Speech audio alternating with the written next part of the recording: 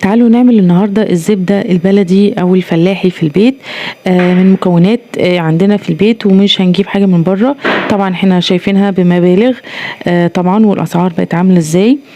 بصوا بقى، أنا بجيب طبعا لبن كل يوم أو كل يومين. لازم يكون اللبن من مكان موثوق فيه، يعني حد كويس، يعني مكان معتمد عليه، يعني لبن كويس وطعمه حلو، ومش اللبن اللي في السوبر ماركت. لا، لازم يكون لبن من اللبان اللي هو البلدي ده بتاعنا.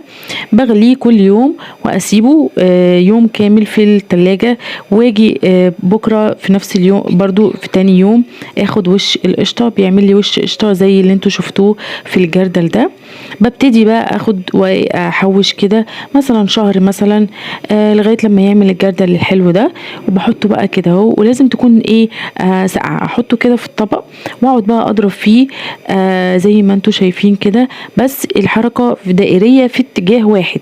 ممكن تعمليها في المضرب برضو او ممكن تعمليها في الكبة، بس انا بحب كده الطريقة التقليدية دي. يعني بتجيب نتيجة اسرع معايا ومضمونة. يعني ممكن الخلاط او المضرب ما يطلعش نتيجة كويسة.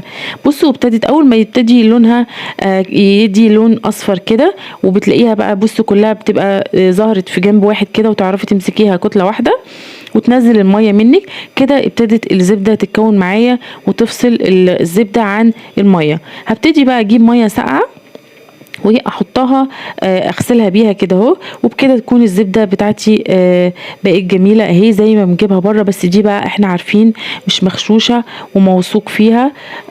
كده بسيحها بقى على النار.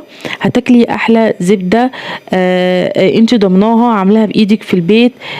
مش ضامنه اهي زي ما بصوا لونها ولا طعمها يا جماعه تحفه. جربوا الطريقه دي واشتروا حاجاتكم واعملوها في البيت بايديكم. هتوفروا كتير. يا رب تكون الحلقة عجبتكم النهاردة. السلام عليكم ورحمة الله وبركاته.